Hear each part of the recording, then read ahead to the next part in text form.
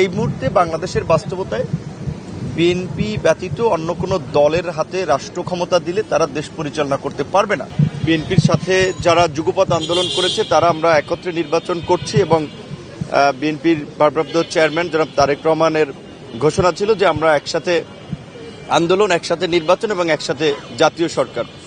তো নির্বাচনে আমরা মিত্র দল হিসেবে আমরা গণ অধিকার এবং আমরা দেখেছি যে আমাদের আরও ভ্রাতৃপ্রতিম কিছু সংগঠন সমূহ যারা একসাথে আন্দোলন সংগ্রাম করেছি, রাজনৈতিক দল, সেই সমস্ত জোটে বিএনপি আমাদেরকে আসন ছেড়ে দিয়েছে বা ওই আসনগুলোতে বিএনপি প্রার্থী দেয় নাই, কিন্তু কিছু কিছু আসনে, বেশিরভাগ আসনে বিএনপির স্থানীয় স্বতন্ত্র প্রার্থী দাঁড়িয়েছেন এবং সেটা আমাদেরকে বিব্রত করছে এবং এইটা আমাদের নির্বাচনে মাঠে একটা চ্যালেঞ্জও, সেটা আমরা যারা ভারপ্রাপ্ত চেয়ারম্যান জনাব তারেক রহমানকে জানিয়েছি এবং বহিষ্কার না করে তাদেরকে আলাপ আলোচনা সমঝোতার মাধ্যমে যদি প্রত্যাহার করানো যায় আমরা আমাদের সেই অভিব্যক্তি ব্যক্ত করেছি। কারণ যারা দাঁড়িয়েছেন তারা হয়তো দলের ডেডিকেশন আছে, মনোনয়ন প্রত্যাশী ছিলেন, তাদেরও একটা আবেগ আছে, সেটাকে আমরা সম্মান করি, কিন্তু আমাদের দিকটাও দেখতে হবে যে আমরাও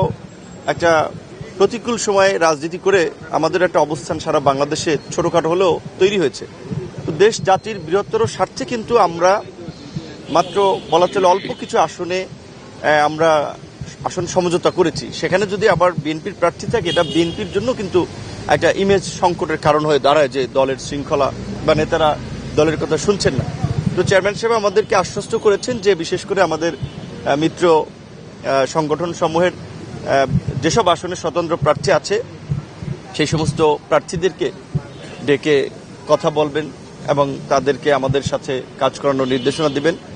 পাশাপাশি আমরা নির্বাচনের মাঠে কী ধরনের চ্যালেঞ্জ তৈরি হতে পারে এবং নির্বাচন পরবর্তী রাজনীতিতে, কারণ হচ্ছে যে আগামীতে নির্বাচন হলেই দেশ সংকট থেকে উত্তরণ হবে সেটি ভাবার কোনো অবকাশ নাই। সেক্ষেত্রে এই যুগপৎ আন্দোলনের মধ্যে দিয়ে গড়ে ওঠা ঐক্যকে যেন উনি সুসংহত করেন, দলীয় নেতাকর্মী, দলের বাইরেও যেন সমাজের বিভিন্ন শ্রেণী পেশার মানুষের কথা শোনেন, তাদেরকে নিয়েও মাঝে মাঝে বসেন। আমাদের পক্ষ থেকে এই প্রস্তাবটিও আমরা দিয়েছি।